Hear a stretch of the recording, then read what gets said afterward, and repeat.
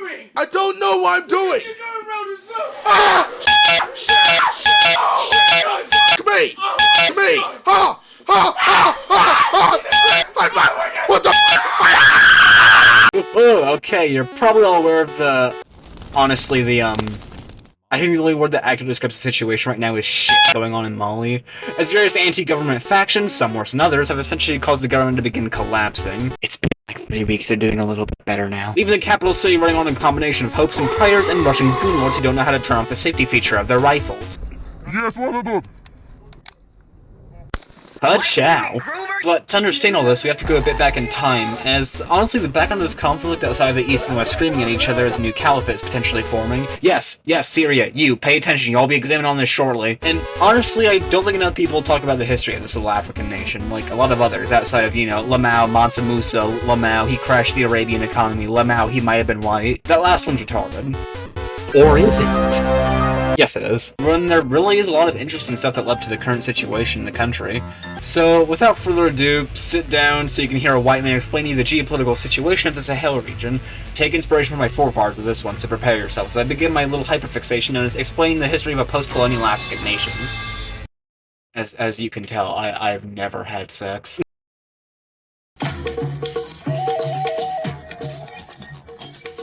Sahel actually used to be a rather important region back in the day, outside of just, its natural resources and tomato concentration plants. The Sahara Desert about 10,000 years ago actually used to be green, which is a sight I would immediately begin cooing over if I was able to see it. Whilst the area of the Niger River began creating a key trading route for the various Arabian, Berber, and European peoples, you'd have to be an idiot not to swing by and stay here to make some cash, although that does imply there would be anything actually interesting to spend it on back in the day. Not those carvings, wrong image. Okay, I stand corrected. And so, the so-called Malian Empire would arise in the region around the city of Timbuktu, and would become an epicenter of Islamic scholarship and trade in the area. One of the things being traded there was slaves. I suppose the theory that Mansa Musa was white holds some truth either way, as he would have been a total Confederate patriot. If you have no idea what I'm talking about, I'll explain at the end of the video. Probably. So that was a fucking lie. Well, as leaders grow old, their power begins to slip into turmoil, because surprisingly having a multinational, multi-ethnic empire is a bit difficult to keep stable when your main guy is dead. Rip go, you had some high moments in Sonora. Khan I succeeded Musa, who he then ruled until about 1341, before being replaced by Suleiman, who would end up dying in 1360, sending the country into political chaos over who got to be the next ruler of the nation. Kassa would come to power and would die the same year that he did so, must have been speedrunning, and Mari Jata would come to power shortly after him, where he proved himself really well in the not knowing how to run a country's economy department. He was a tyrant for sure, and nobody really liked his ruling all that much, and distrusting the monarchy reached an all-time peak. The monarchy that ruled Mali was known as the Kaita dynasty, and was potentially of the Hebesha ethnic group, which began centralizing power with themselves at the expense of the other people in the region.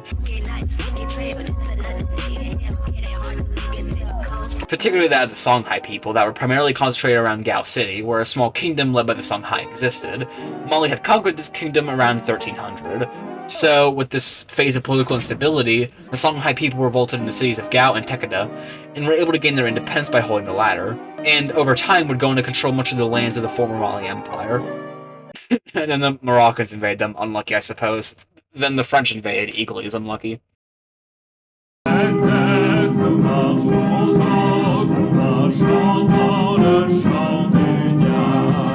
The Frenchies colonized Mali, picking it during the Berlin Conference, and after some war were able to secure most of the region by 1905, and plots of land in Mali that had some sort of autonomy were declared as unproductive by the French state. In the newly formed country, which would be known as French Sudan, or literally French Land of the Blacks, as the translation says, which is kind of funny I suppose. There's actually two now, so I suppose it's a place going on for a holiday. This out here catching fresh cod with his chocolate girlfriend. Hold up, I see you, groovy, bro. French companies would assume direct ownership of these lands, and this would continue decades in after Mali's independence, leaving large amounts of communities essentially dispossessed of their own land, which, while it's good for the French as they now had a lot of investment opportunities for farming, textiles, whatever other natural resources in the area, wasn't so good for the average Mali resident who got squat. This obviously led a lot of them feeling rather unhappy, so the people revolted in November of 1915 in what was to be known as the Volta Bani War. It was certainly an interesting event. Essentially, over 1,000 different villages rose up against the French, which made up almost 1 million people, with about 113,000 of those in the area actively fighting against the colonial overseers. The army itself, though, would usually peak around 30,000 at any given time. The idea was that during the rainy season, in the midst of World War I, the revolution could overthrow the French government in Africa. Although, to summarize the conflict, there's not much information on it actually exists. After sucking for about 2 years or so in multiple military expeditions to the region being defeated by the rebels, the French finally got their act together and defeated the revolt before launching a brutal crackdown on the village leaders who had incited it. Although unrelated now, I should mention that a chunk of the fighting was between pro- and anti-revolt villages, so... Pan-Africanism, guys! I'm sure that will last a long time. However, the revolt was absolutely massive for, something like this, and the French had to go on a bit of a reorganization effort with the army and local government in the region. And France then created its biggest mistake at just shy of the interwar period by creating the Upper Volta, or Burkina Faso. I was like thinking of typing that, and I was fucking watching a video on tomato pie. But what if I told you that this wasn't the first anti-French revolt in the region? The first one actually came in 1916 from the Khoisan revolt in northern Niger and far eastern Mali, but the same ethnic group which would go on to play crucial roles in the future of Mali: Tuaregs. The Tuaregs are a nomadic people of the Sahel region, part of the much wider Berber family, and they're a traditional stock who have a pretty hierarchical way of living life in the desert, and have long been opposed to intrusions on said livelihood, for better or for worse. And they've been fighting off basically anyone who's attempted to intrude on this for centuries. And in 1916, the Tuaregs, who had links to the Senussia, launched a revolt in the region, and were effectively able to gain control of a large chunk of the area for multiple months until their suppression by the French. The revolt wasn't anything to gloss over either, as up to 3,000 Tuaregs fought directly in it, whilst others supported the rebels' efforts. And multiple key cities such as Agadez, Ingala, and Andorres all fell to rebel control. And even after the rebellion's crushing, it certainly wouldn't be the last of them to be taken out by the Tuaregs, who themselves are quite unique people. And they have a certain relation to the place that they live in, which will go in a few other revolts in their area. Umar Bar notes on this relation in his work on Tuareg nationalism, writing, "Argue that the very idea of nationalism and nationalist discourse is tied to assertive freedom and liberation. Self-governing is omnipresent in the framing of nationalism. In that perspective, I argue, that Tuareg nationalism is assertive and freedom and liberation. It is rooted in the idea of liberating the Tuareg people and the territory that they occupy from a governing polity that they regard as foreign. Again, the Tuaregs are traditional people, and they don't take too kindly to outside influence on their traditions for a variety of reasons. Their nomadic lifestyle, historical oppression, and never really having a say of their own being just a few of them. And they express this history in their actions throughout it. Anyways, how you doing, France? Pretty peaceful, all things considered.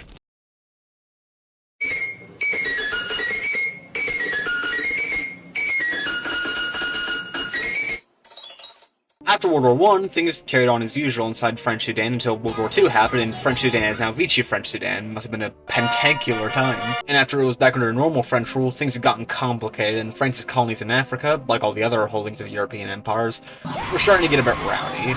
It didn't exactly help matters that the biggest of all these colonies was Algeria, who, if you don't know, was getting really, really annoyed at being French. Don't worry, I understand too. And down in Sudan, there was this hot new independent activist making moves in the entirety of West Africa. A certain man named Mobutu Keita. Who? Keita was born in Bamako in June 1915, and he was potentially a direct descendant of the Keita dynasty, which ruled the Mali Empire. A background which allowed him to get into the higher branches of the education system in the country, where he graduated at the top of his classes in the William Ponty College, which was one of the most prestigious institutions in the country. Living in the colony, or more accurately just living in France, he came to not exactly like the colonial overseers, and decided to combat them with organizational efforts, getting himself into various Marxist study groups in his college years as part of the French Communist Party. And coming into 1946, he officially established the African Democratic Rally, or the RDA, a socialist political group that expanded itself across the entirety of French-controlled West Africa, with various semi-independent subgroups for each country that they operated in. There was a Malian branch, a Congolese branch, yada yada yada, you get the idea.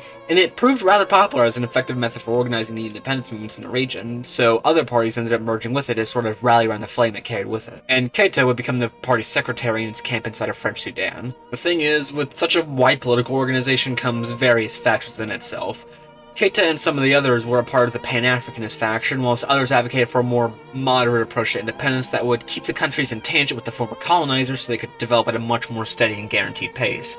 Essentially, France would either be booted out in favor of a large Pan-African Union, or France would hold the hand of the former colony to forge a stable, secure, self-functioning ally that the French would intervene in if anything ever got out of hand with separatists, civil wars, or the socialists getting a few too many ideas. Now, we've got this large political party that spans across multiple French colonies in Africa, and a pretty unstable government in France is trying to deal with its most important possession, Algeria. However, not wanting to lose complete control over its colonies, France passed the Cadre Law in 1956. Giving more power to the local areas inside of French West Africa. So think Senegal, Sudan, Niger, Togo, Benin. All these places now had a bit more autonomy and a bit more power, which, although good for a short-term gain, in the end ended up weakening the idea of Pan-Africanism in the area. This was terrible news for RDA and Keita, whose entire idea of a large African federation succeeding from the French was being shattered before their eyes, whilst local political leaders in the new colonies began to strain the RDA support bases. So now, just like mainland France, who was in chaos, the political situation of West Africa also was. Speaking of mainland France, though, it's still France, and it's still in complete turmoil, so seeing the writing on the wall, France asked its colonies in 1958, "Hey, kid, wanna, not be French anymore?" Essentially, the colonies would get a vote on staying in France, leaving France, or, thanks to organizational work from Keita, who rallied multiple African leaders in common cause vote to join a new federation, which would be a semi-autonomous part of France itself. Guinea took the time to promptly off. Some of the colonies, Togo, Ivory Coast, Niger, Mauritania, saw this offer and just didn't really care. But Senegal, Upper Volta, Dahomey, or what is now known as Benin, and Sudan decided to be cool and different, rallying around Keita's idea of a federation, overwhelmingly voting in favor of joining it. This country, whilst maintaining a degree of independence, would be in the French sphere of influence. Essentially, just imagine what Canada was to the British, with the ultimate end goal of Keita's idea of a totally independent West Africa, and an eventually united socialist African state. The Frenchies, however, obviously weren't stupid, and they wanted to keep their grip on the colonial possessions. And France itself would keep key trade deals and other agreements with the Mali Federation. And after it actually became a thing, still 70% of its imports came directly from the French mainland, and Mali was stuck being economically dependent on its former colonizer. Already, this doesn't sound too good, and it only really got worse from here. Upper Volta and Dahomey pulled back on their decision to join and decided not to ratify the constitution of the Mali Federation properly, preferring to stick with the more French-aligned approach rather than the future total independence that the RDA's radical factions were pushing for, leaving just Sudan and Senegal to make up the new country with Keita as its prime minister. Ending with a crash out by the more moderate faction of government. Yeah, we have moderate to the radicals, welcome to left-wing politics, inside of Senegal to pack up and link the Federation. Literally. So, Keita was now on his own. Alone. In Sudan. It's actually called Mali now, so don't worry about the confusing names anymore.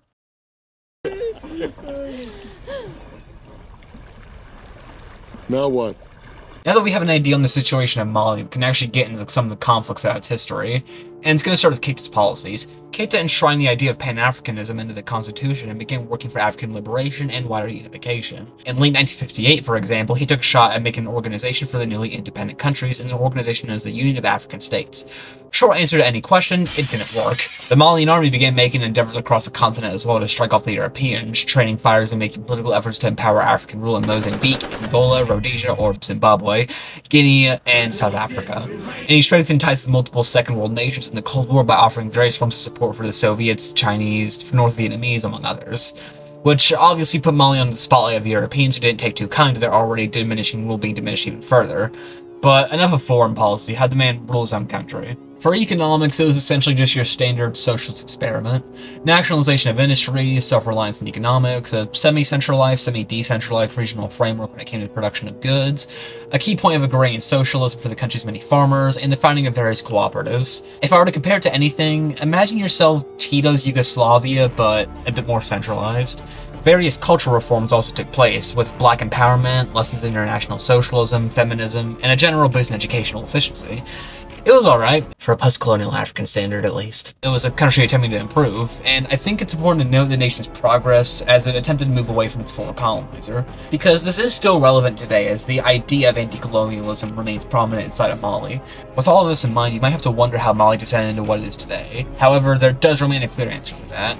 Keita's government wasn't overthrown for no reason. The economic development was tangentially tied to the state of Mali under Keita's party that didn't really want anything to do with outer party opposition, keeping political disagreements to the two right and left factions of the RDA.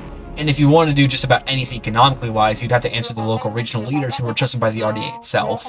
And to fund the economy within these regions, people were practically conscripted into work. And with a centralized, planned, and dead-set economic plans of the state, many of these men began deserting from their employment areas. While well-intentioned to teach them the ways of agriculture to fund the state's economy, the conscription had an eerie resemblance to the colonial ways that the French forced the people in its colonies into manual labor against their will and outside their communities. The country was also basically what I like to call doing a Russia, or doing in Italy, I guess. Essentially, if you underperformed or had inefficiencies in your system for work, you would face harsh punishments from the state. And this led to people who had underperformed just not reporting their underperformances, and that led the authoritarian government in Bamako to essentially not have any oversight over what was actually going on inside the workforce. Furthermore, the state suppressed various democratic proposals to the problems that didn't fit the government's agenda. And they also had the people's militias, essentially groups of men that were loyal to the government, that were meant to patrol the country's cities and rural areas to ensure that things were going swimmingly. Which, as you can probably guess, led to multiple abuses of power and conflict between the armed men and civilian population. And the perpetrators had a de facto legal protection from the government, as they could only be charged if something was absolutely proven in the field of wrongdoing. Not really a system opening to punishing its enforcers. Now, with such a centralized system in a country that holds stock of decentralized people, you're gonna piss some people off. But I'm sure I'll be fine. I mean, hey, look, Mali's economy's improving overall, and Keita's rule lasted until 1968, but just 2 years into his rule in 1962, the Tuaregs were ready to start moving.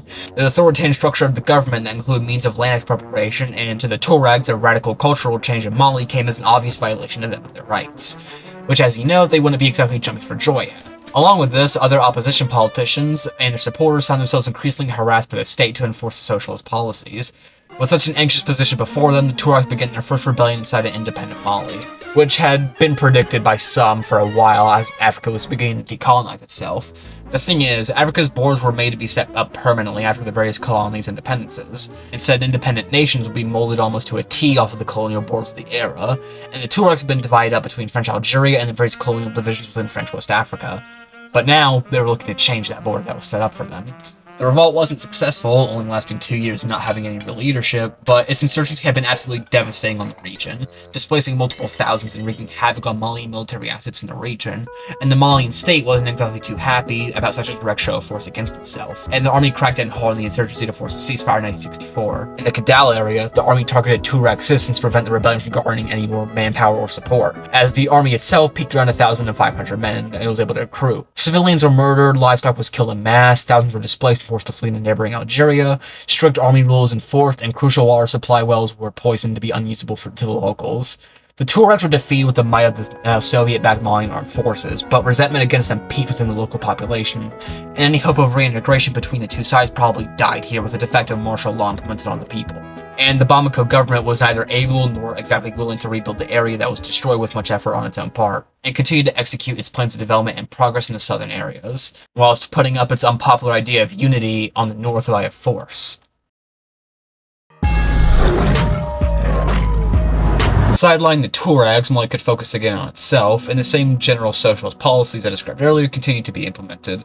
And the plan for a socialist system in Mali seemed like a real possibility. In 1966, he suspended the constitution. And nobody really liked that. In fact, they hated it. The Tuaregs would have revolted if so, but they were kind of under the Malian version of a special military operation. To summarize what happened next, military officer Moussa Traore. I'm so used to making fun of the Burkina Faso guy, I genuinely don't know how to pronounce this name. Traore, good enough. Moussa Traore organized a band of disgruntled putschists in an army to execute an overthrow of Keita, and on the night of November 18th, 1968, connection lines were severed by the coup plotters, and Keita himself was stopped whilst traveling through the countryside. Dude, just stop doing the socialism and, like, you know, if I may respectfully request, put some of us in positions of power. Nah. And so they put him in prison, and he died in 1977, and they threw some other people in prison. The various officers and generals that helped plot the operation forged a military committee for national liberation to govern the country after Keita's disposal, and Moussa declared that the authoritarian regime had finally fallen, promising elections and true democracy to come to the country very soon after his generally well-received appointment to the presidency in 1969. "Where's the elections?" said de Gaulle. "There's nothing. I blame you, France," the Keita bro said. "They weren't even right about that one. The West didn't even know the coup was happening. Their go just sucked ass that much. And this new guy sucked even harder. It was literally just the same thing, but somehow more authoritarian and without the welfareism. And also with the drought in 1972. Damn.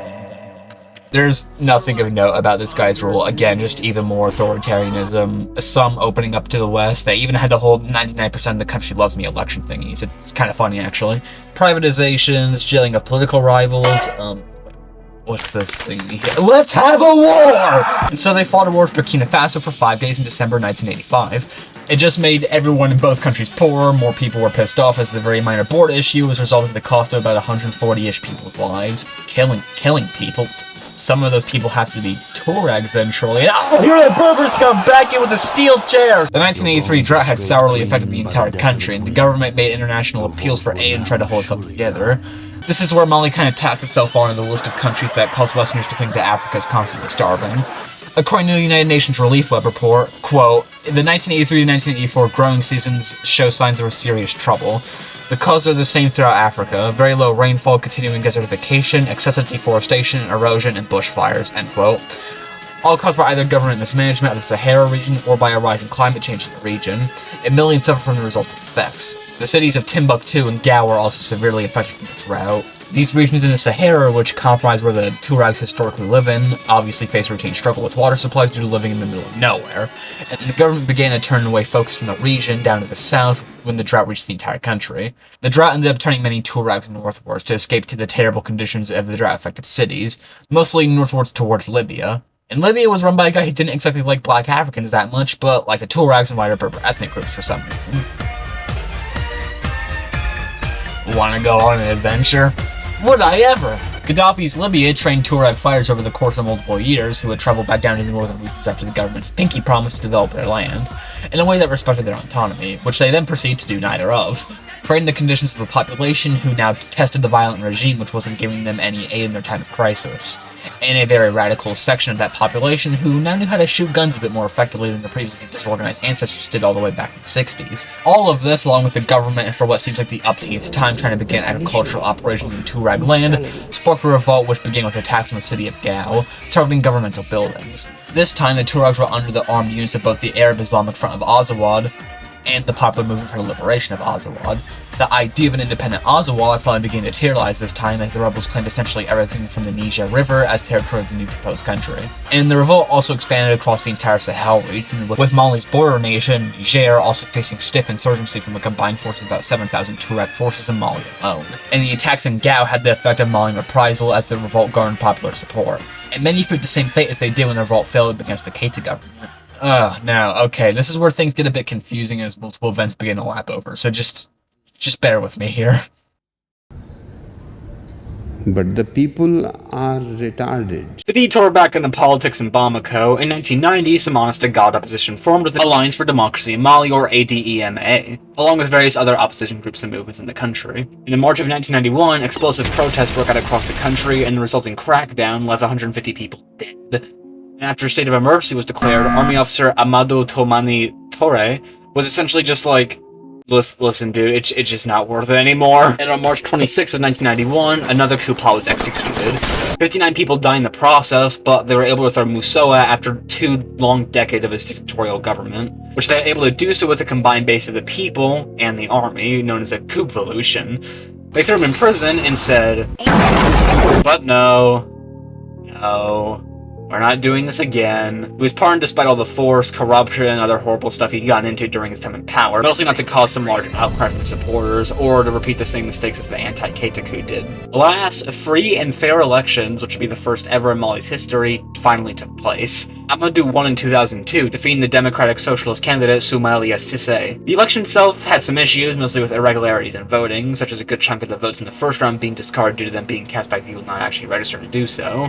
And a second round had to be called as nobody won an outright majority, but it was widely considered to be a fair election, certainly fairer than whatever else had preceded it. Amadou's reign from 2002 to 2012 was marked by a relatively decent time. The dictatorship wasn't replaced by another, and he's easily the best leader in the independent country's history, at least in my opinion. Arguably, even better than the kings of the Mali Empire, and if you strolled onto the joint when he was in charge, you'd think you'd be in Botswana or some other kind of African nation that was seeing a crazy amount of development, because, well, it kind of was. He was insanely popular, and to glaze him, I will recount an observation from the Conversations article on the go. During his years in term of head of state, Tora enjoyed such popularity that after a broadcast a statement condemning the chaos and looting in the coup's wake, Bamako residents recall seeing people return stolen goods to buildings they had taken from. A third-world leader actually doing something good for their country? I'm shocked as you are, dude. He served as a mediator in various conflicts across the wider Sahel region, like the Central African Republic and its civil war. I am doing a video on this someday, and hell, maybe I'll even make it the next one. Healthcare improved greatly, international cooperation helped the country develop along a stable path,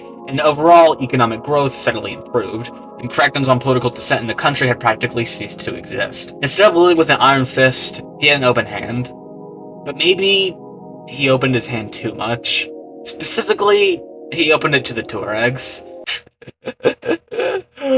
We just became a democracy. Can you please give us 5 minutes? Nah, I'm gonna do my own thing. The Tuaregs had stifled their insurgency in Azawad as a new democratic government came to power in the revolution in 1991, and some concessions were actually granted to the revolutionaries.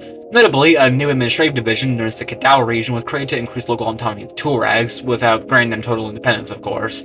Wishing to still integrate the various ethnic minorities of Mali into the country as one, just much more peacefully than Keita or Moussa, the new government was hesitant to use force to do so. Then, the Tuaregs launched another attack on Gao. Some more talking the two factions, that being the Tuaregs and the Mali government, along with the various local militias that had formed up to help combat the rebellion, negotiated a ceasefire to the conflict in 1995, and hostilities ceased for the time being. Things finally seem to be returning to normalcy. Amadou continued just trying to keep the country together and continue the democratization process, whilst also trying to stay out of the usual partisan party line as he himself was an independent candidate in the election, and preferred a more easy handle on doing so to not ruffle any feathers of the old regime.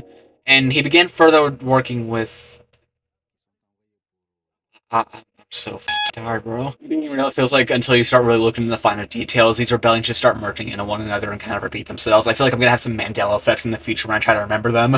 What do you mean you don't remember the Azawadan squad? On May 23rd of 2005, the Tuaregs, wishing for more autonomy, revolted in Kidal. This was after another drought hit the country in that year, which had terrible effects on the populace. The Democratic Alliance for Change, or the ADC, take a shower every time this kind of name shows up, you'll be dead in 5 minutes, attacking and raiding multiple army bases in the city before fleeing back into the countryside and waging asymmetric warfare operations against the government, until another ceasefire on July 4th was broken in Algeria, agreeing to mutually work towards development in the wider Azawad region. It didn't f***ing work. However, something different emerged with this new rebellion. Along with the Azawad independence movement came the jihadis. Also, as a fair warning, I'm going to be using the French names and acronyms for these groups, just to avoid YouTube putting more holes in my engagement than Erica Kerr's body. I will run that joke into the ground until I stop beating like a 40 IQ monolith for the whole day. Anyways, Groupe Salafiste pour la Prédication et le Combat, or the GSPC. Groupe salafiste pour la prédication et le combat. I'm a chud, I'm a chud, I'm a fat little chud. Was a jihadi group in Algeria that ended up clashing along the desert regions, where the Tuaregs lived in southernmost Algeria, as part of a wider expansion for their ideal since the beginning of the global war on terror, and these elements of radical fundamentalist religious beliefs began to grab a foothold inside of Mali. Then the 2007 Tuareg revolt happened, basically just being a continuation of the 2006 rebellion. Honestly, they may as well just be considered as the same revolt with a small peace period between July and February of the next year, as a response to the Mali army attempting to integrate former Tuareg fighters into itself. This had the opposite effect, as Azawad movement practically linked up with Tuareg groups in Niger as a professional and official alliance-ship, whilst the government continues to rely on some local tribal forces to combat the guerrilla fighters, opening a large space for further jihadi influences in the entire country, with the Tuareg leaders themselves allegedly having ties to AQ, whilst local forces themselves were rather tolerant of their presence, allowing their groups to build up through criminal funding operations in a wide-scale recruitment campaign. The U.S. Department of Defense released an analysis on the organization in the book From Insurgency to Stability, Volume 2, and cites from selected case studies, writing on page 128, quote, "After more than 10 years of sharing the same territory, GSPC, AQIM, members, and local nomadic tribes, mainly Arabs but also Tuaregs, had developed business and in some cases family relationships, especially in the Timbuktu region.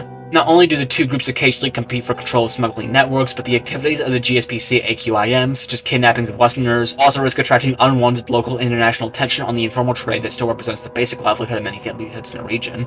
Tuaregs have also complained that the GSPC AQIM represents a risk to their communities, imposing a much more fundamentalist approach to religion and ideology that differs radically from the traditional way of life." End quote.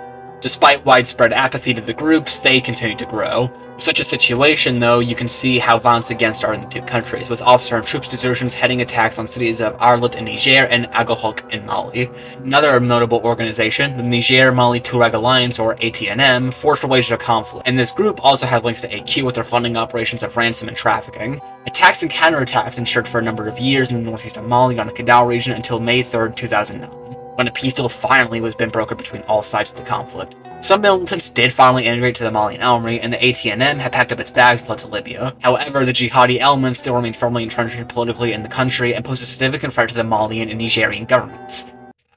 Algeria was also here. And here goes the monkey, the black assassin! 16 pages in, we're finally up to the video's title. The long-impoverished Tuaregs revolted again in 2012 under a brand new movement known as the National Movement for the Liberation of Azawad, or MNLA, that would later go on to forge the larger, broader organization of Azawad nationalists and the Coordination of Azawad Movements, or CNA, as its largest secular faction. Although it was officially secular, as I mentioned before, jihadis have made significant political ground in the country, and that translated to the MNLA as well. But for now, let's focus on the actual revolt. Not much had changed except for a general growing unpopularity of the Amadou government. On January 16th, 2012, the Tuaregs, who had received even more combat experience in their time fighting alongside their other Berber brethren in the Libyan Civil War of 2011, had fortified their movement to be a serious force to be reckoned with. And a serious force to be reckoned with they were, and insurgent operations began reaching new heights that none of the other conflicts that I mentioned before had seen. Now, this had devastating consequences on the people living in the region, obviously, but what about back down in the capital city? Essentially, Amadou, try as he might, was unable to fully liquidate the jihadis, corrupt government officials, oligarchs, and other issues plaguing the country. However, his democratic institutions had endured up to this point, but it was about time they come to an end. Protests had broken out against his government as it struggled to hold itself together. Famine, war, political upheaval, corruption all finally broke the straw that held democracy and Mali together. On March 21st, the National Committee for the Restoration of Democracy and State, it's gotta be the biggest lie ever run, led by Amadou Sanogo, thank God his last name is pronounceable, we would be cooked, forced out of the military along with other revolting officers. The army seized the capital city after a brief battle on the very same day, suspending the constitution and kicking Amadou out of power, where he would flee in exile to Senegal until returning to Mali in 2019, promptly doing not much of note and dying in 2020 at the age of 72, never to truly see a democratic system come to Mali in its entirety. Sanogo, what does he even do? I could find, honestly, not much on the guy outside of just suspending democracy and sucking ass at fighting off the insurgents while also getting his country sanctioned by ECOWAS. Speaking of those insurgents, by the way, by May of that year, after the coup happened, the MNLA struck every major city in Azawad. Taoudenim, Kidal, Gao, Menaka, Kidal, Gondam, Tizazantin, even past the Niger River as far down as Diabé by April, sweeping through the country in record timing as the military began collapsing inwards on its own state holding it up. While the Tuaregs couldn't do for a century, the MNLA had done a singular sweeping blow. Abadan Giendo's coup attempt on April the 30th was also here. We did it. You know what, man? I fucking hate you. The jihadis made their move and completely betrayed the MNLA, fracturing the group in two. AQ had already exerted control over the city of Angahok, where it seized a considerable amount of munitions from the Malian army positions it took. And with these arms, as Historia Conscriptica puts it, quote, in relation to past, what made the difference was the presence of jihadist fighters among the ranks of the Tuareg rebels of the MNLA. The leader of the Tuareg revolution in Mali, Iyad I Kale, during the period 1990-1995, had shifted from jihadist movement after his stay in Saudi Arabia, converting several Tuareg tribes from the secular MNLA to the Salafi jihadist Ansar Dine, protectors of faith, that he had created. Akale was no longer advocating for independent Azawad, but for the imposition of Sharia law throughout Mali. Additionally, the seasoned fighters, veterans of the Algerian Civil War of AQ and the Islamic Maghreb, took advantage of the instability in northern Mali to expand their footprint in the wider region. End quote. Allied up with this new jihadi movement, AQ had been able to launch multiple raids on government and rebel-held cities like Timbuktu and Diabli after the new junta reclaimed it from the MNLA, but would consolidate its main foothold in the Sahara Desert on the Mauritanian border. The resulting next couple of months were equally chaotic as AQ seized Timbuktu, Kidal, and Gao from the MNLA and multiple offensives over the course of the March to July months. So with this, naturally, someone's gotta do something about it. France is back, this time even more France than France was when France was France and France Mali. the Mali government and army essentially lost any and all control of Azawad, leaving the jihadis and the MNLA with their heavy equipment to fight each other, pulling down any hopes of the revolt being crushed like the previous ones were. And ever since the Keita regime was toppled, France had been cozying up with Mali to trade for the rich natural resources of the country, like gold, uranium, and iron. By late 2012, the MNLA had lost much of their control of the region, with AQ being able to seize the entire area. And at such a time of anti-jihadi ideas in the West, for obvious reasons, France and the wider NATO sphere as a whole weren't keen on such a group getting a foothold in a region they used to be present in. What also didn't help was that the jihadis began an offensive southwards to a still rocky defensive force of Malian soldiers. So, in January 2013, France launched Operation Serval to support the Malian government with 3,000 of its own troops, alongside a UN backing mission in the country, and an extensive air support network that began to strike the rebels, allowing, over the course of January-September, a large offensive by the Malian army to retake almost every city in Azawad, apart from Borum, Condemn, and Gorma. But there did remain AQ insurgent operations in a good chunk of these new areas, of which the French resisted rather well, with only 53 soldiers perishing during combat throughout the entire 2013-2022 period. Why does it end in 2022? Beautiful. The Chadinians were also here. The coming years continue with a high level of insurgency to be carrying out as the jihadists were forced into rural areas of the nation. Mali further received support when 100 US soldiers were deployed in 2014. Car bombings, kidnappings, ransom operations, hit and runs, you know, the usual activities of these degenerate organizations continued. I've been doing very well since this year, if you couldn't tell. Oh, and on July of 2013, elections were held again in Mali. The center-left rally for Mali, headed by Ibrahim Keita, you gotta be f***ing kidding me, was able to win in what was generally considered a fair election, but it faced challenges due to mismanagement of the funds for the actual election process, and also, you know, civil war. Ibrahim promised to unify the country, which... He tried to continue plans of wider African political unity on the continent, collaborating with the West in military and economic endeavors, the usual really, and it was enough for him to win in 2018 as well.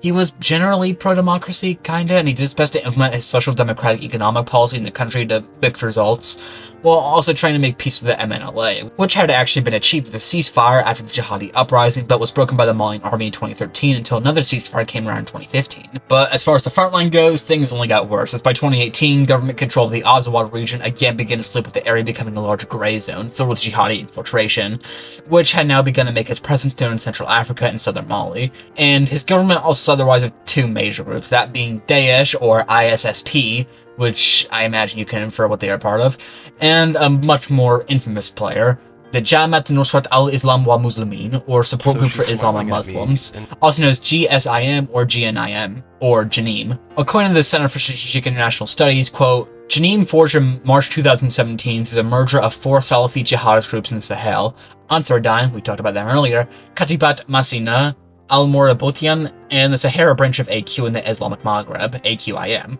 And announcing the group's creation, Janim's Emir, Iyad Agali, stated the group's intention was to stand in front of the occupying crusader enemy, and pledge allegiance to AQ leader Ayman al-Zawahiri. Janim's creation ostensibly represented the transcendence of local ethno-social barriers in favor of transnational jihad, with multiple ethnic representatives present at the group's founding, uniting under a singular jihadi banner, end quote. Absorbing most territory with the AQ presence, while IS mostly stayed confined to their border area with Niger, where it also expanded into that country, where they both begrudgingly tolerated each other for the time being until the two began clashing with one another in 2019.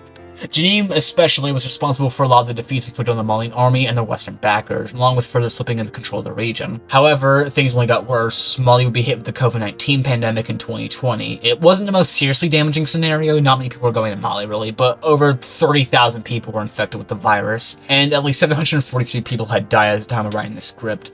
This, on top of all the other problems in Mali, neocolonialism, the civil war, droughts, everything, it wasn't a good place to live in by any means. And if you were conscious enough to know what was going on at the time, you probably would wonder how it could get any worse. You want to see something funny? You want to see me do it again?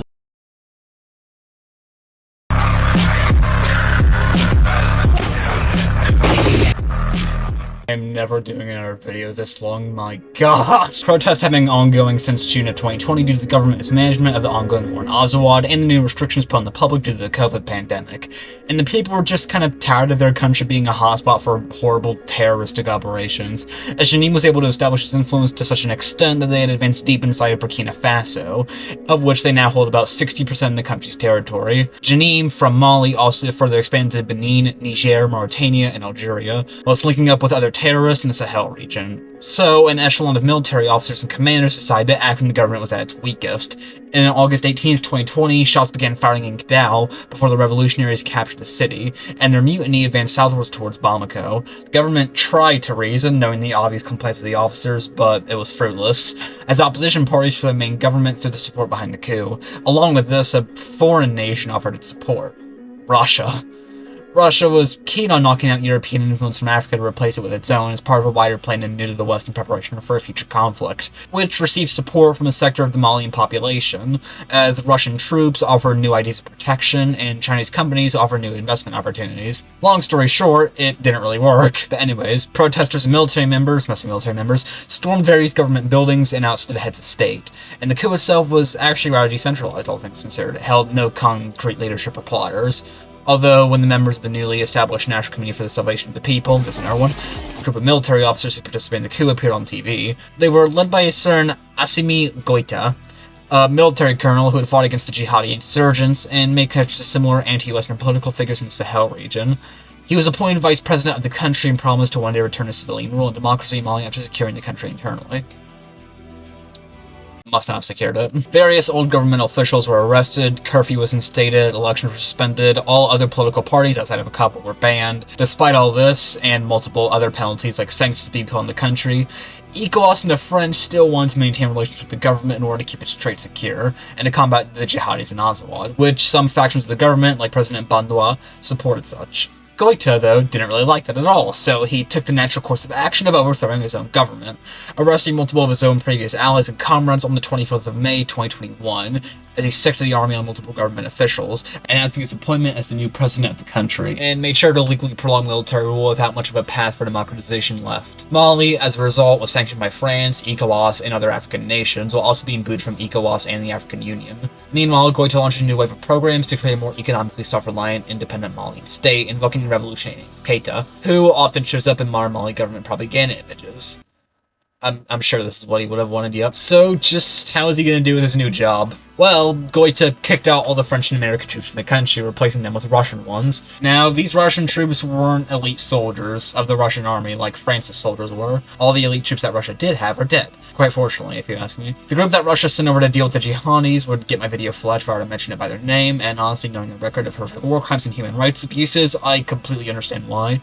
So, to get the point across, Goïta! Traor! Where's the f***ing ammunition? A private military company began large-scale operations in Mali after being hired by the government, and were allowed to do practically whatever they wanted for the Russian government, while also maintaining the plausible deniability thing, taking control of multiple cities and towns to essentially being entirely under their brutal military jurisdiction of war criminals, bandits, convicts, and businessmen back in their missions. The PMC has also been accused of egregious human rights abuses inside of Mali against civilians. Shooting first and asking questions later seems like a running trend with them, as on top of the 350,000 innocents who were displaced and several thousand being killed in the 2012 coup, the people of Mali now also have to be confronted with the reality of being occupied by a group that's carried out a wide string of massacres in the territory it's supposed to be defending. And these massacres have killed hundreds, if not thousands of people. Yeah, almost finally, if it wasn't so morbid, while the Russians seem good at what they want to do, they don't seem to be very competent when fighting an enemy that can shoot back. As mentioned before, the French only took about 50 deaths, and were able to bring some level of authority to the Azawad region before getting the boot.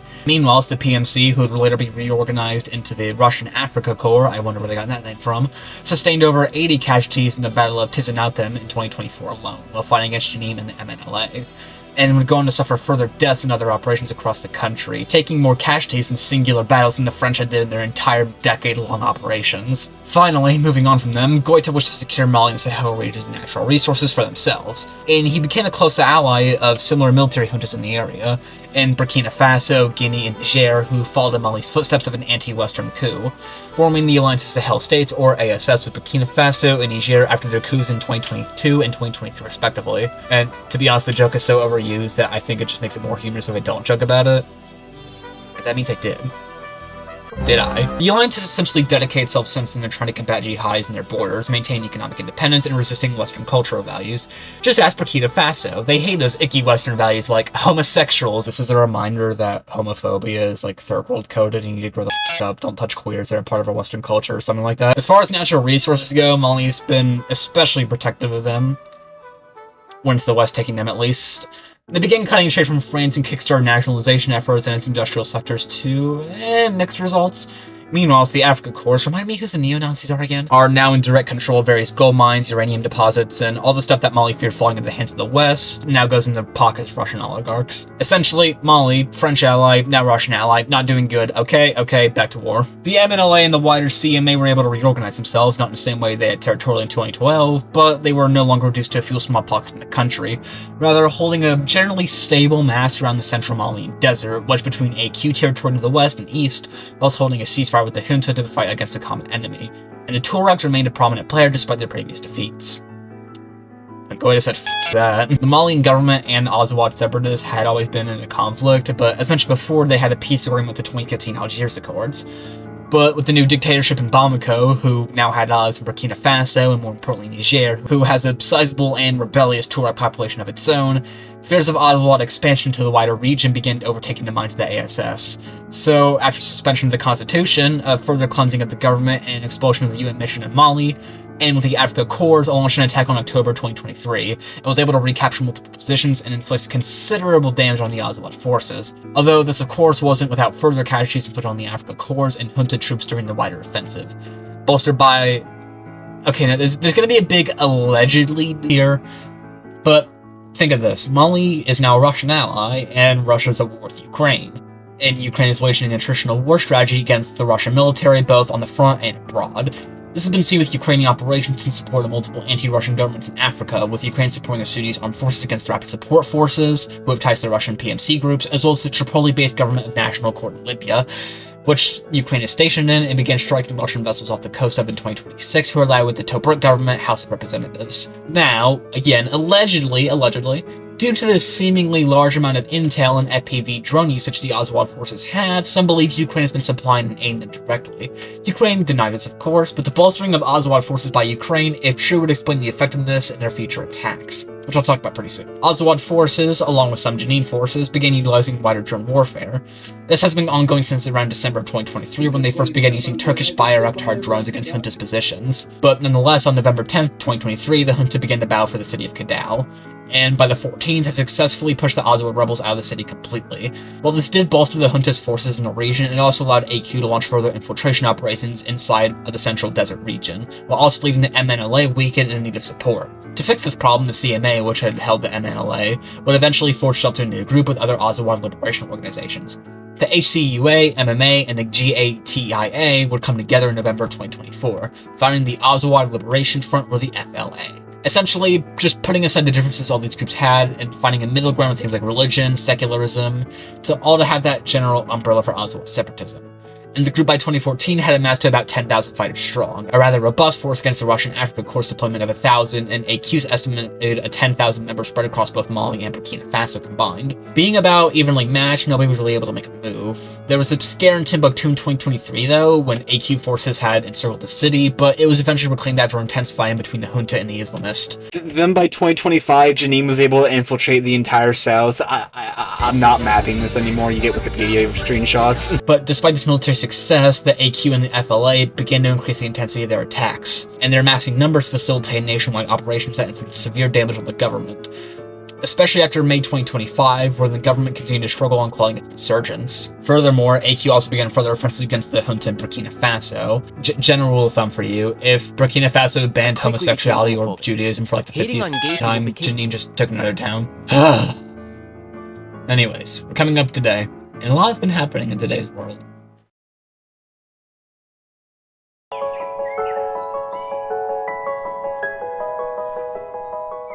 On September the 3rd, 2025, it was quiet.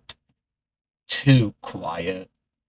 That's because nobody could drive. Jenin had cut off all fuel supplies to the Mali government's region. Quoting from the BBC here, Quote, daily life has been upended for millions of Malians. Schools and universities have had to close, food prices have surged, and hospitals are battling power cuts. Jenin has intensified its attacks in the area over the past year, and the fuel blockade marks a significant escalation from its usual hit-and-run ambushes. Mali is landlocked, so fuel supplies must be brought in by road from neighboring states such as Senegal and the Ivory Coast. By cutting off fuel, the lifeblood of transport, electricity, and logistics, Jenin was forcing the government into a defensive position. The blockade also points to the geographic expansion of its insurgency, as Jenin's fighters are targeting highways linking Mali to its neighbors to the west and south. End quote. Checkpoints were created along crucial road lines to the Juntas territory, and multiple pipelines were completely blocked from usage, whilst the terrorist force also began destroying multiple oil tankers, disabling about 300 of them to strike the government into submission through a de facto resource siege. The junta, not having any fuel, which, if you don't know, it's pretty important for running a country. I don't know, ask the Russians about it, they'll know something with it. Instantly began making concessions, releasing over 100 prisoners of war for exchange of allowing some fuel into the capital city, greatly expanding Jenin's soft power control over the Malian government directly, whilst attacks and raids continued in January of the next year. But after a while, things seemed to get a bit calmer. Too calm.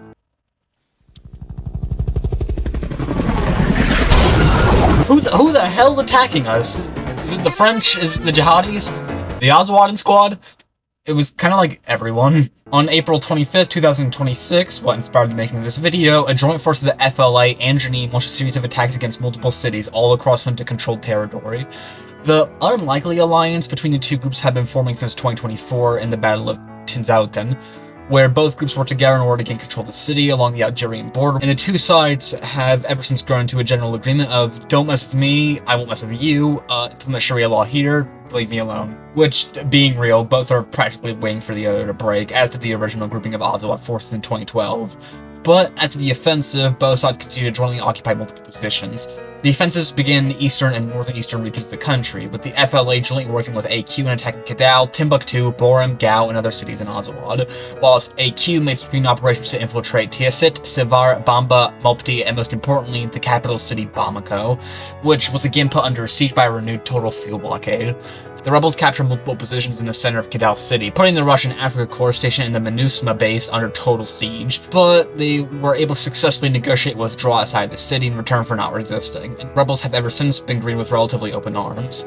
Mostly because having Russian goon lords cause most civilian casualties in your country doesn't really do good for your reputation, which had the cascading effect of cutting off multiple cities in Azawad, as rebels captured key highway positions that severed Agohak, Tessalit, Gussi, and Timbuktu from the central core of the junta, and the Africa Corps withdraw from all these positions. Many people recently began suspecting that the Malian government might collapse in a similar vein that Bashar's government in Syria did, leaving the Russians in even more political turmoil. But the African Corps was able to rain down air support enough to hold the Malian government together, at least for the time being. The air support and further operations by the Malian army at the time of writing this have actually halted the rebels' advances, and the junta retains control of Bamako and the outskirts as of May 17th. But the city of Gao has been a lot more tense, with AQ cells operating deeply inside the city, and it's been entirely cut off from the rest of the country, only being linked to junta-controlled Azango. To further complicate matters, the IS territory in the Far East also began making its moves, capturing the city of Menaka soon afterwards, and began further skirmishes with AQ. Meanwhile, the FLA and AQ began advancing south of the Niger River, which had served as the natural boundary of Azawad for decades at this point, and are likely preparing for an assault on Timbuktu very soon. Yeah, it's not good at all for the junta or the Africa Corps. AQ and the FLA have now seized multiple key cities and have absolutely rocked both the Malian army and its main ally in the country. And AQ has also apparently been empowered to operate further inside Burkina Faso as a direct result of the offensive in Mali. They control about 60% of the country, but have assessed infiltration zones in 80% of it. And Jenin has essentially called to what amounts to holy war on the government in Bamako. July now, and the FLA and Jenin launched another offensive recently, this time capturing the remnants of the Kidal region still under government control and expand their infiltration zones. This time with the help of a heap of captured Russian mechanized weaponry, with the FLA reportedly rolling up an armored personnel carrier to the fight and using drones to inflict heavy casualties on the Malian army, which would end up encircling the key city of Anafis, even downing a helicopter in the process. However, it has been since slightly relieved by the Africa Corps, but it's still a distance away from the main pocket of government territory. However, the Malian junta itself doesn't seem to care too much, as Goita's first public appearance since the offensive has been him meeting up with the Russian diplomats in Bamako. Instead of actually trying to rally his people to maybe reclaim the lost cities, he's further retreated the Russians for security guarantees. So, to end this section off, I'll leave a note from journalist Levant Kamal. Quote, Jenin's statement signals a clear shift. Jenin is no longer framing itself only through military success, but as a potential alternative to Mali's ruling junta. Jenin's call for a nationwide political and traditional leadership in Mali marks a shift towards a national front. Narrative and the language of a peaceful, responsible, and inclusive transition that reflects both the group's localization strategy and in its own way an echo of the Syrian model. Bamako is no longer only a military or security target, it is now politically in Jenin's sights. End quote. AQ has presented this conquest as one that can provide a blanket of stability and authority to the people, in contrast to the heavily unpopular military junta, which, if I may get a bit conspiratorial, I think is a part of a wider strategy by these kind of groups all over, specifically AQ's branches in Syria, Somalia, and of course the Sahel, coming off more as a force to be reasoned with, especially in the cases of the first and third, of those listed being in the replacement of the government hostile to the West. Whether or not the West will take this bait in Mali as it has in Syria, I don't know. And I really hope they don't. And I also don't know how Mali's future is going to go from here. Yo, there's just no... Yo, but I like... What the fuck? Mali's f***ed, I'm gonna be honest with you. I genuinely have no clue how you could even salvage this country, at least in its current form. As much as I want it to succeed, in its current form, I just don't see it. I'm sorry, I really don't. This is the most stereotypical thing I could give for, like, a path for the future that isn't just me waking up to see the Saharan Free Territory. I've conquered all of North Africa, yay! No. The best Mali could do right now is somehow find a way of democratization, which could hopefully open up to Western aid without having to sell its entire country to do so, and could find a stable path, could find a new system to defeat the jihadis once and for all, to find a stable solution to come to peace with the Tuaregs, to find something brighter than whatever it is in right now. That's all I'll say for that. I will say, I appreciate you sticking around this whole time if you are still here. Do not mess up my watch time. Do not leave right now. Yeah, I thank you for this. This whole thing, it's like, it was supposed to be a trend. Like, I could just hop on the anti-government offensive, like, oh, look, views, yay. I didn't expect to come out with a full knowledge of the history of Mali and have this sort of dismay at seeing how things turned out.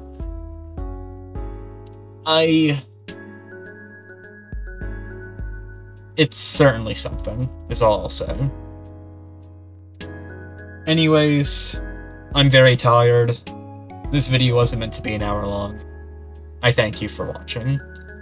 I'll see you around. Let's look at the score! The score says 6-7! Oh my god! 6-7!